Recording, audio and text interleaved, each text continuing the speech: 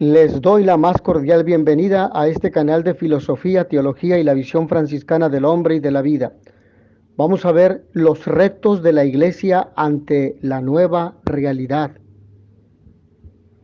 Somos testigos de que la pandemia no solo nos tomó por sorpresa a todos, sino que su llegada evidenció muchas de las fallas acumuladas durante los últimos años en el mundo que hemos construido. El ser humano casi todopoderoso, entre comillas, se ha visto derrotado ante un minúsculo virus, y esto hay que reconocerlo. Puso de manifiesto que somos seres sociales por naturaleza, que no hemos sido creados para vivir en soledad, sino somos para el otro, y nuestra motivación y felicidad se encuentra en la relación que tenemos con los demás. Somos más en cuanto que convivimos, somos más en cuanto que nos damos al otro, en cuanto que servimos al prójimo. Esta dramática situación puso en clara evidencia la vulnerabilidad, caducidad y contingencia que nos caracteriza como humanos, cuestionando muchas certezas que basaban nuestros planes y proyectos en la vida cotidiana. La pandemia, que aunque ya ha pasado, pero que se quedó entre nosotros, nos sigue planteando interrogantes de fondo concernientes a la felicidad de nuestra vida y al amparo de nuestra fe cristiana. Y precisamente esto fue lo que dijo el Papa Francisco. El impacto de esa última pandemia que hemos tenido, aunque hoy se habla de una pandemia de neumonía que está atacando particularmente a los infantes, niños de 6 años a 3 años, golpeó no solo al tejido social, sino también al eclesial. Golpeó otros aspectos como la dimensión económica, laboral, etcétera. Muchas personas, muchas familias, muchas empresas, incluso muchas instituciones educativas no han logrado sobreponerse a ese impacto profundo que causó esta pandemia y otras pandemias que podríamos hablar de una gran cantidad de ellas que en su momento también impactaron a la sociedad. Y es que la progresiva ausencia de los problemas e intereses vitales de la gente, en especial de sus fieles, por parte de la doctrina eclesiástica y la negativa a dar avances cualitativos, aunque pequeños, en materia de disciplina interna, ha sido la causa principal del daño que la Iglesia ha sufrido en los últimos años y que cobró especial relevancia durante la contingencia. Al cerrarse los templos y no haber celebraciones litúrgicas en ellos, recordamos hace algunos años, y al suspenderse también la catequesis y reuniones grupales que hoy, gracias a Dios, hemos recuperado, los clérigos se vieron desconcertados, muchos hermanos sacerdotes, algunos de ellos sin saber cómo administrar su tiempo, envueltos en crisis físicas, psicológicas, afectivas, espirituales, económicas, entre otras. Recordamos las palabras del Papa y de los obispos solicitando a los fieles que en la medida de la posibilidad no abandonaran a sus sacerdotes, que los apoyaran de alguna forma económicamente. Pareciera que si no se podía celebrar la misa en los recintos sagrados o confesar y dirigir grupos apostólicos en ellos, no había nada que hacer. El ministerio sacerdotal quedó evidenciado en muchos casos, se reduce a lo litúrgico. Sin embargo, algunas voces institucionales más bien aisladas abrieron una pequeña puerta, una rendija para invitarnos a la audiencia, o mejor dicho, a la audacia de explorar nuevos caminos pastorales, tendientes no solo a aliviar el alejamiento que los fieles sentían de los sacramentos, sino a propiciar la posibilidad de otras formas de expresión sacramental. Por eso quisiera concentrarme en 3 aspectos que la Immense Caritatis, esta instrucción litúrgica, nos muestra, de tal forma que nos ayude a fortalecer nuestra acción pastoral en nuestras comunidades, la catequesis en las parroquias y en los diferentes centros catequísticos y sobre todo a fortalecer nuestra fe. apostar por una fe promotora de la libertad que no quede aislada en los temores que le esclavicen a nuevas enfermedades o pandemias, que entiende el amor no solo como algo asistencial y altruista, sino transformador de personas y estructuras, y que se celebra en la alegría de quienes nos sabemos y sentimos hijos de Dios y hermanos de Jesucristo nuestro Señor.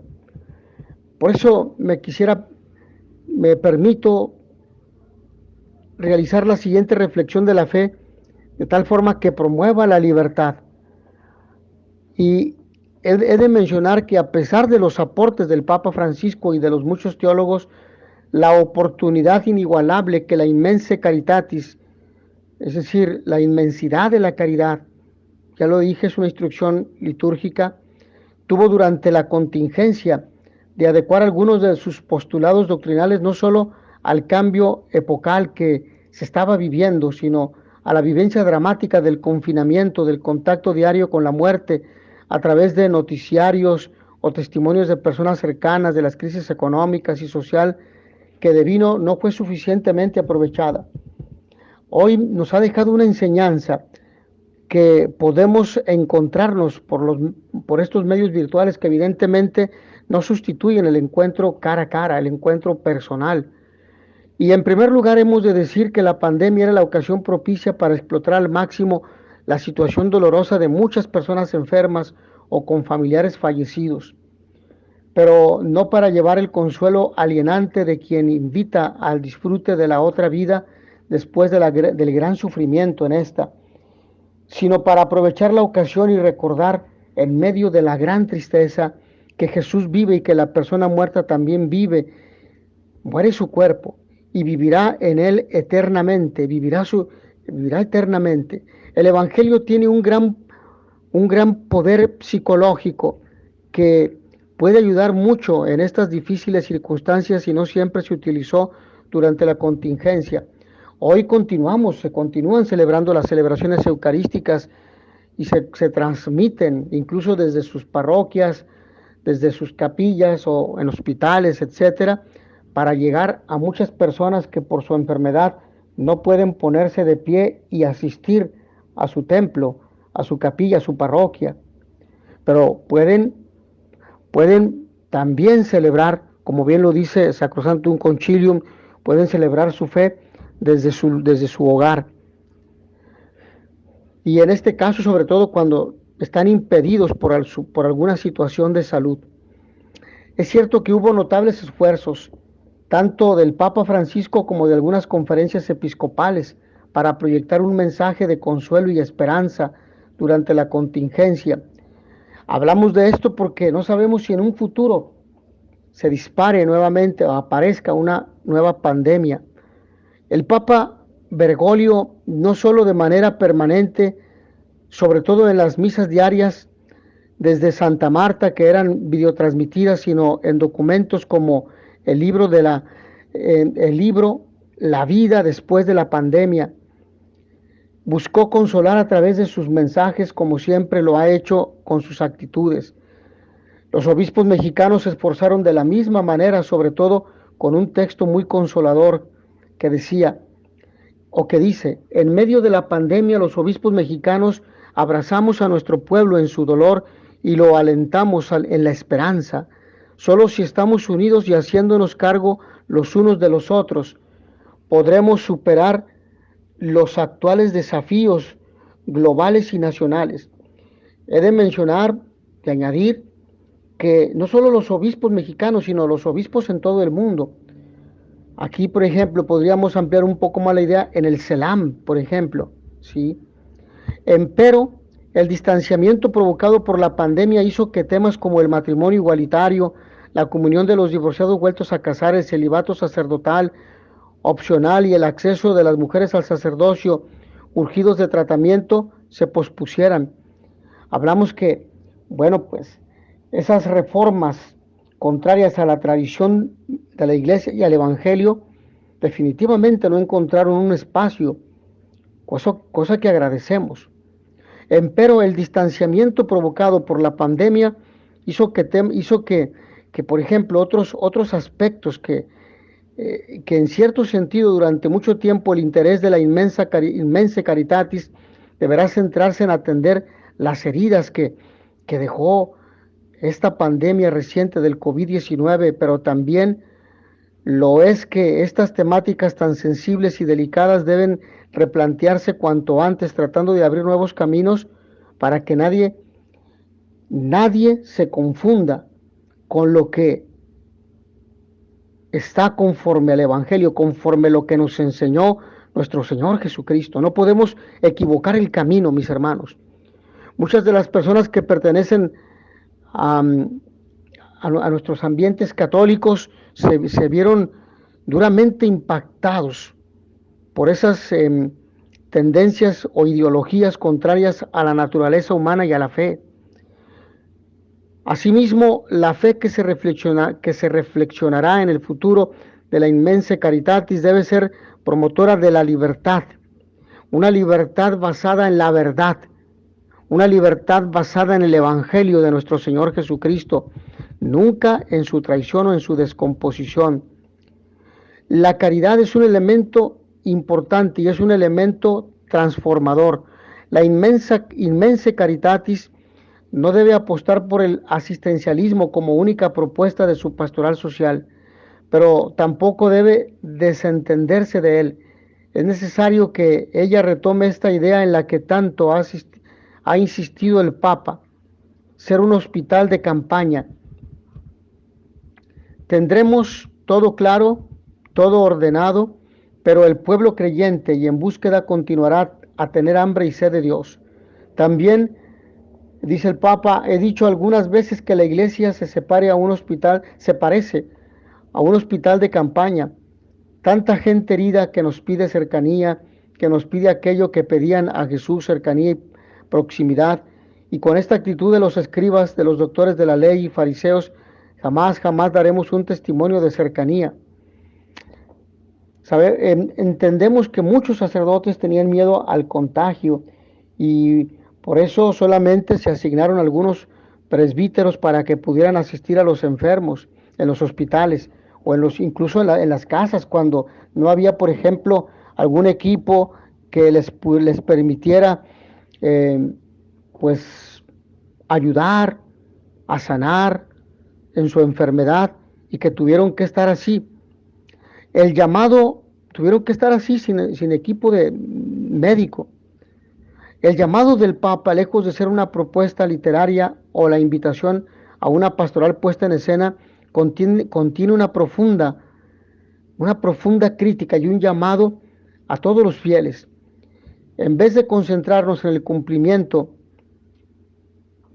de normas que nos pueden apartar de la esencia de la liturgia y sobre todo de la esencia de la fe y la caridad, el Señor nos llama a vivir nuestra fe y después a hacer la vida en nuestros ambientes.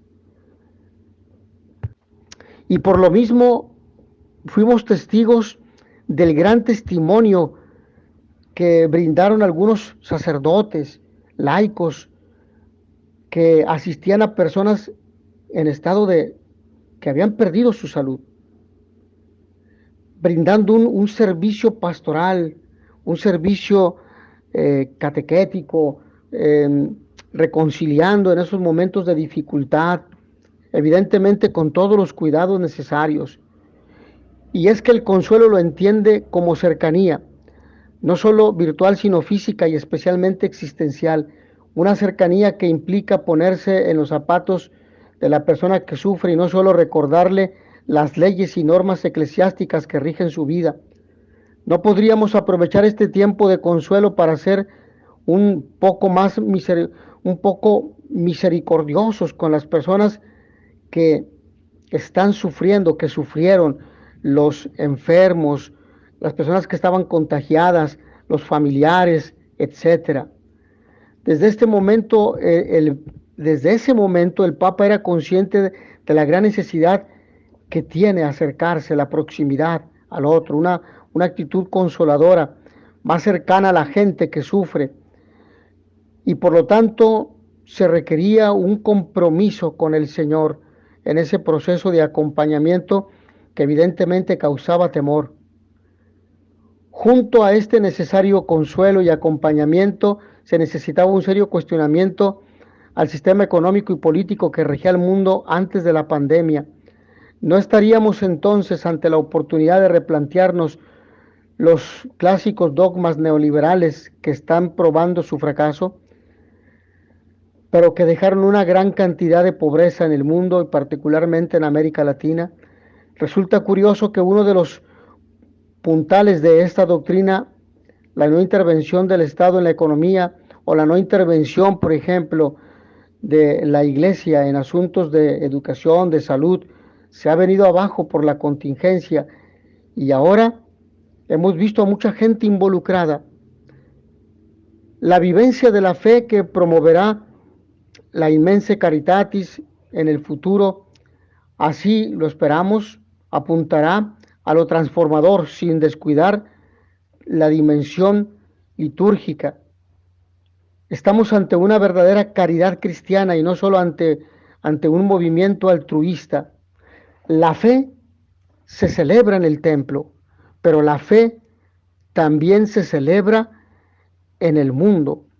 La fe, la auténtica fe se comparte con los hermanos, se comparte con los que no nos quieren, con la gente que nos rechaza, con la gente que conoce poco y no acepta a Cristo.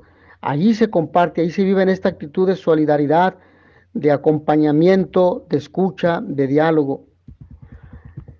La fe también nos viene a representar una manifestación de alegría, uno de los aspectos que precisamente más penetraron los ambientes en los que se generaba la enfermedad, la pandemia, y era recurrente el llamado a la esperanza, una esperanza alegre, porque esta esperanza estaba puesta, fundamentada en Jesucristo, el vencedor del mal, de la muerte, del pecado y de Satanás. Por eso, después de haber concluido toda esa etapa terrible que sufrió la humanidad, el cuerpo místico de Cristo, la Iglesia, era conveniente alegrarse, era conveniente celebrar la fe. Y por eso la teleevangelización alcanzó su punto culminante durante los meses de la contingencia.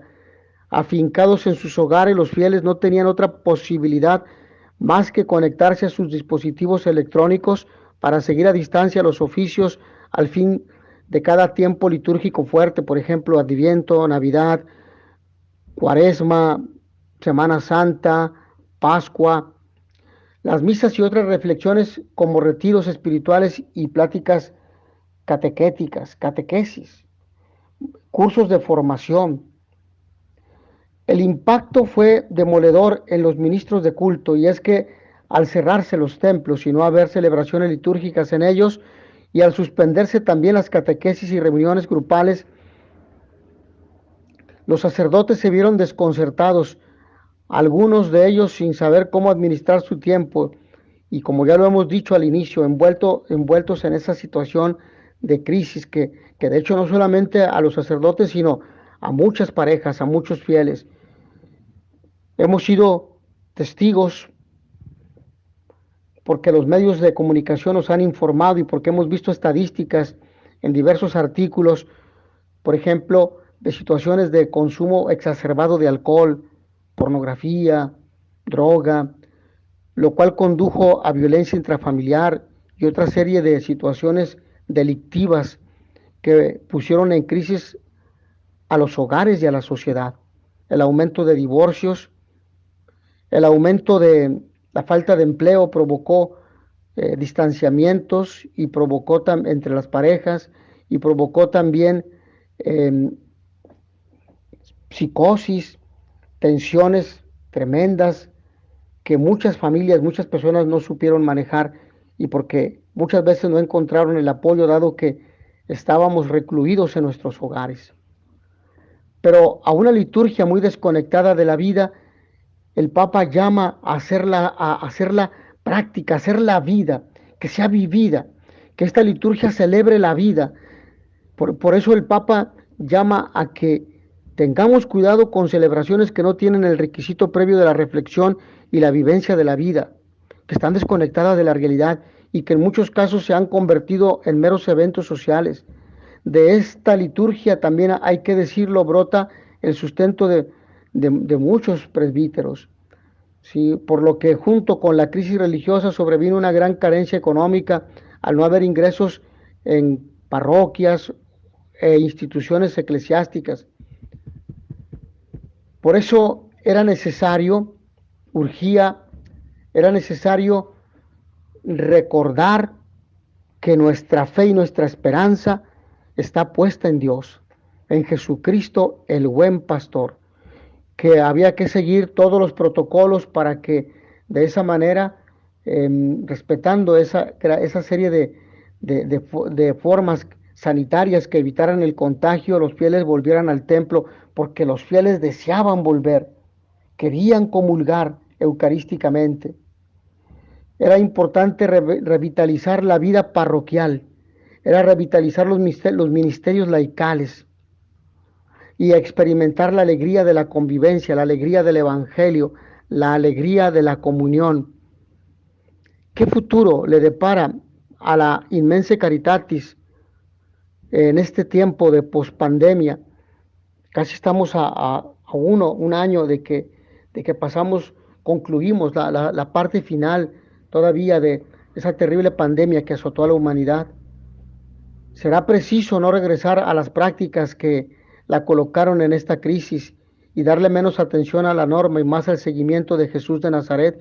Evidentemente que si estamos en este mundo y somos seres sociales por naturaleza, hemos de cuidar nuestra salud y cuidar la salud de los demás.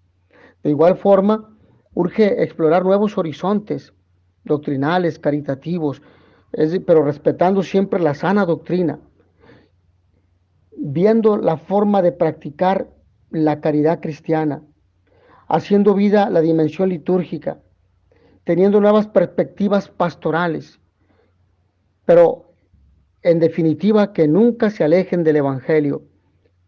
Es necesario, por lo tanto, retornar a las enseñanzas de nuestro Señor Jesucristo, que Él ha prometido estar con todos nosotros. Yo estaré con ustedes todos los días hasta el fin del mundo. Agradezco a todos ustedes su amable atención. Nos vemos en la siguiente sesión.